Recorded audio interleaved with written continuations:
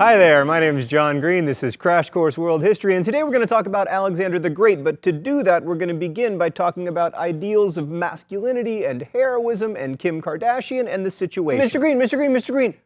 Which situation? Oh, me from the past. I forgot you wanted to go to Columbia. Me from the present regrets to inform you that you do not get in. But since you live in the past, you have no way of knowing who I'm talking about. And it occurs to me that this video may be watched in some glorious future when Kim Kardashian and the situation have mercifully disappeared from public life, and the supermarket tabloids, instead of talking about celebrities, talk about Foucault and the Higgs boson particle. So, Kim Kardashian is a professional famous person who initially rose to notoriety by scootily pooping with someone named Ray J, and Mike, the situation, I forgot his last name, is a professional stupid person with big muscles. They're both known by millions, live in luxury, and people literally pay to own their odors. Why do these people crave fame? Why do any of us? Well, I'd argue it's not about money. If it were, our tabloids would be devoted to the lives and times of bankers. I think we all want to leave a legacy. We want to be remembered. We want to be great.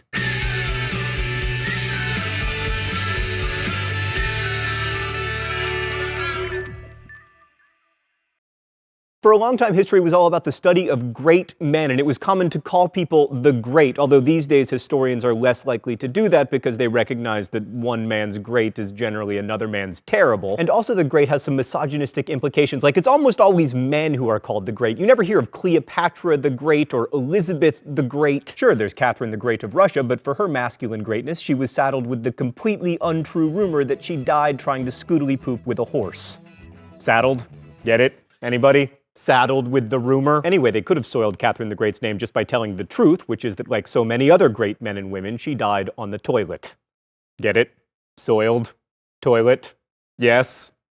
Yes. So, quick biography of Alexander of Macedon. Born in 356 BCE, died in 323 BCE at the ripe old age of 32. Alexander was the son of King Philip II, and when just 13 years old, he tamed a horse no one else could ride named Bucephalus, which impressed his father so much that he said, "O thy son, look thee out at a kingdom equal to and worthy of thyself, for Macedonia is too little for thee." By that time, he was already an accomplished general, but over the next decade, he expanded his empire with unprecedented speed, and he is famous for having never lost a battle. Today, we're going to look at Alexander of Macedon's story by examining three possible definitions of greatness. First, maybe Alexander was great because of his accomplishments. This is an extension of the idea that history is the record of the deeds of great men. Now, of course, that's ridiculous. For one thing, half of people are women. For another, and this is important, there are lots of historical events that no one can take responsibility for, like, for instance, the Black Plague. Still, Alexander was accomplished. I mean, he conquered a lot of territory, like, a lot. His father Philip had conquered all of Greece, but Alexander did what the Spartans and the Athenians had failed to do. He destroyed the Persian Empire. He conquered all the land the Persians had held, including Egypt, and then marched toward India, stopping at the Indus River only because his army was like, "Hey, Alexander, you know what would be awesome?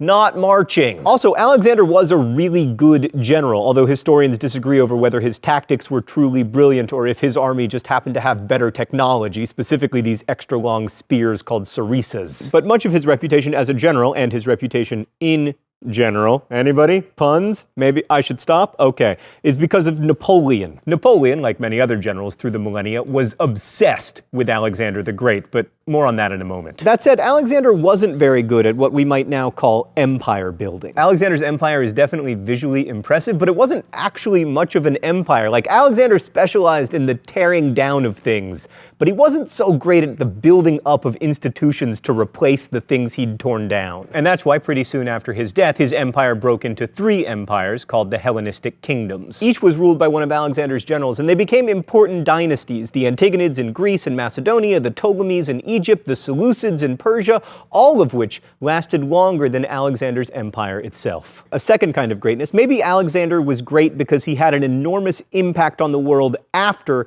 his death. Like King Tut, Alexander the Great was amazingly good at being a dead person. Let's go to the thought bubble. So after Alexander of Macedon died, everyone, from the Romans to Napoleon to Oliver Stone, loved him, and he was an important military model for many generals throughout history, but his main post-death legacy may be that he introduced the Persian idea of absolute monarchy to the Greco-Roman world, which would become a pretty big deal. Alexander also built a number of cities on his route that became big deals after his death, and it's easy to spot them because he named most of them after himself and one after his horse.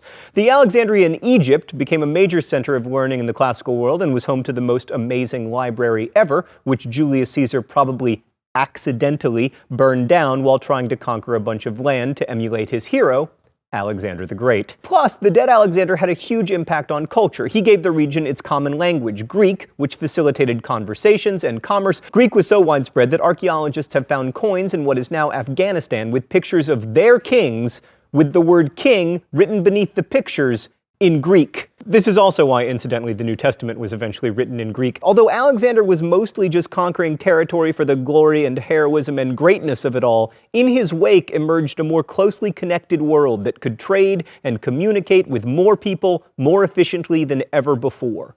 Alexander didn't make those things happen, but they probably wouldn't have happened without him.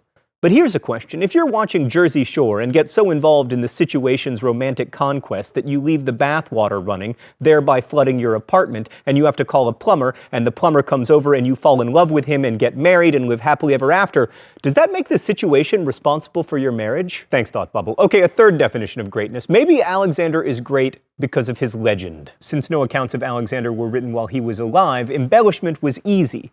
And maybe that's where true greatness lies. I mean, the guy died at 32 before he ever had a chance to get old and lose battles. He was tutored by Aristotle, for God's sakes. Then there's Alexander's single-minded, obsessive, Ahab-esque pursuit of the Persian king Darius, who he chased across modern-day Iraq and Iran for no real reason except that he desperately wanted to kill him. And when Bessus, one of Darius's generals, assassinated him before Alexander had the chance, Alexander chased Bessus around until he could at least kill him. These almost comical pursuits of glory and heroism are accompanied in classical histories by stories of Alexander walking through the desert and it's suddenly raining and these ravens coming to lead him to the army he's supposed to fight, and stories of his hot Persian wife Roxana, who while still a teenager engineered the assassination of many of Alexander's fellow wives. And even in his death, people tried to make Alexander live up to this heroic ideal. Like Plutarch tells us that he died of a fever, but that's no way for a masculine, empire-building, awesome person to die.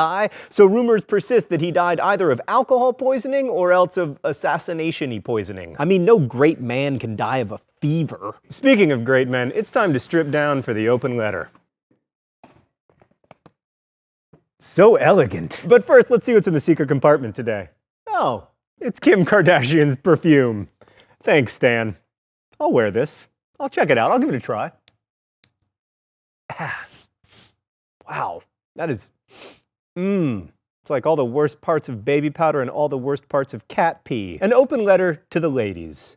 Hello, ladies. You've really been unfairly neglected in Crash Course World History and also in world history textbooks everywhere. Like, there will be a whole chapter exploring the exploits of great men, and then at the end there will be one sentence that's like, also, women were doing stuff at the time, and it was important, but we don't really know what it was. So back to Alexander the Great. History has been very good at marginalizing and demeaning women, and we're going to fight against that as we move forward in the story of human civilization. Ladies, I have to go now because my eyes are stinging from the biological weapon known as Kim Kardashian's gold. Seriously, don't wear it. Best wishes, John Green. So in Alexander the Great, we have a story of a man who united the world while riding a magical horse only he could tame across deserts where it magically rained for him so that he could chase down his mortal enemy and then leave in his wake a more enlightened world and a gorgeous, murderous wife. But of course, it's not just Assassin's Creed and Call of Duty that celebrate the idea that ennobled violence can lead to a better world. And that takes us to my opinion of how Alexander really came to be great. Millennia after his death in 1798, Napoleon invaded Egypt not because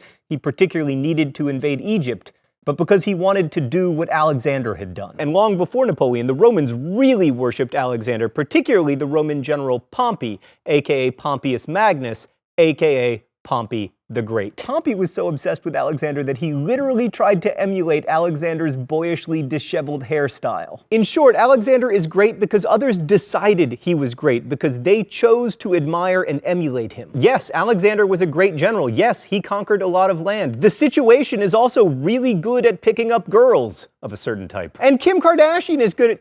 Stan, what is Kim Kardashian good at?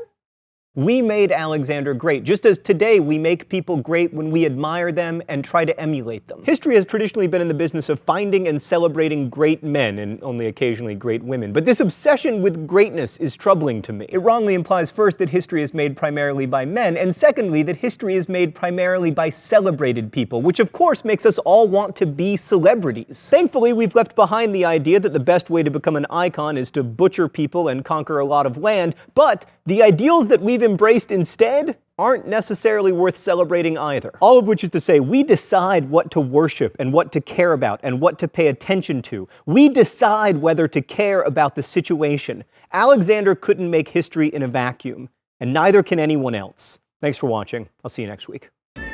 Crash Course is produced and directed by Stan Muller. The show is written by my high school history teacher Raoul Meyer and myself. Our script supervisor is Danica Johnson, and our graphics team is Thought Bubble.